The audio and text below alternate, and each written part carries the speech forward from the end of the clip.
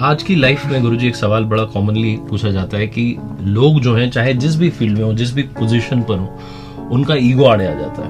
तो कहते हैं ना कि रावण जो था, रावण को भी आखिरी तक उसका पूरा खानदान निपट गया, लेकिन ईगो खत्म नहीं हो रहा था। वो आखिरी में भी उसने माफी नहीं मांगी, वो युद्ध भूमि में ही रहा। तो अहंकार कई बार इतना बड़ा होता है कि आपको जब सर्व विनाश दिख रहा होता है फिर भी आप बढ़ रहे होते हैं। How to handle this ego problem? क्योंकि काफी लोग ये पूछ रहे हैं कि हम माफी तो मांगना चाहते हैं, हम रिश्ते तो सुधारना चाहते हैं, बट वो बीच में आ जाता है। जी जी जी, आपने रावण की बात बताई तो मुझे अच्छी बात याद आई है कि जब राम रावण को मार के लौट के आए तो माँ कौशल्या ने राम से कहा, बेटा तुम रावण को मारकर आ गए। तो राम ने कहा, रावण को मैंने नहीं मारा। तो कौशल्या ने कहा, किसने मारा? तो फिर कहा, रावण को मैंने मारा। तो कौशल्या ने कहा, अभी तो कहा रावण को मैंने नहीं मारा, और फिर कहता है रावण को मैंने मारा। बिल्कुल, रावण को मैंने नहीं मारा, रावण को मैंने मारा।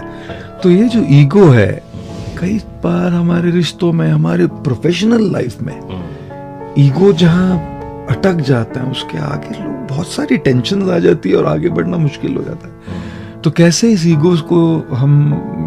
ईगो से डील करें? तो सबसे पहले मुझे लगता है कि ईगो के लिए एक है सबसर्वियंस। सबसर्वियंस का मतलब होता है कि किसी के सामने कहीं तो झुके। सबके सामने नहीं हो रहा ना, कम से कम परिवार में कोई हो, एक टीचर हो, एक मेंटोर हो, एक गाइड हो, एक गुरु हो, कहीं तो जाके झुके। सबके सामने नहीं हो रहा है, एक जगह झुकना शुरू करे कहीं, क्योंकि उससे हमारे माइंड को, हमारे सिस्टम को एक रिकंडीशन होगा। वो जो कंडीशनिंग हो गई है नहीं झुकने की, वो धीरे धीरे उल्टा होगा, वो अनवाइंड होगा वो कंडीशनिंग।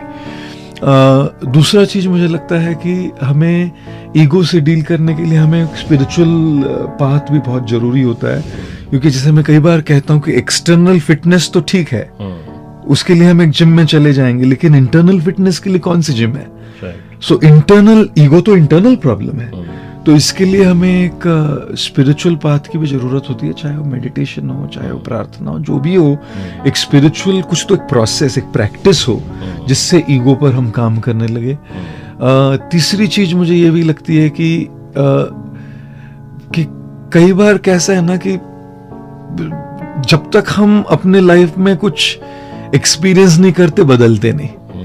उसका एक बैकलैश जब आता है ना, एक बार, दो बार, तीन बार जब तमाचा खाएंगे, तब फिर समझ में आएगा कि ईगो होने का नतीजा ये होता है, अब हो सकता है कि थोड़ा मुझे ये ट्रांसफॉर्म कर लेना चाहिए। लातों के भूत बातों से नहीं मानते। तो कई बार लाइफ में हमें अपने लेसन सीखने के लिए कभी कभी थोड़ा एक, जैसे कहते हैं ना, life is a school of hard Knox.